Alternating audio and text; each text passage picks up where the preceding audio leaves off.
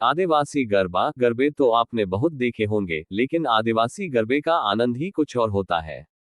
आदिवासी गरबे में युवा व युवतियां बुजुर्ग अलग अलग टीम बनाकर लोकगीतों के साथ झूमते नजर आते हैं। ये परंपरा आज थोड़ी विलुप्त होती नजर आ रही है, लेकिन ग्रामीण क्षेत्रों में आज भी इस परंपरा का अनोखा आयोजन देखने को मिलता है। ग्राम अंधारवड में आदिवासी गरबे का भव्य आयोजन हुआ, जिसमें झापे के दौरान श्रावण माता मंदिर प्रांगण में लेट रात्रि तक आदिवासी गरबे का आनंद लिया गया। देखें ग्राम अंधारवड का ये वीडियो। चैनल को सब्सक्राइब जरूर करें।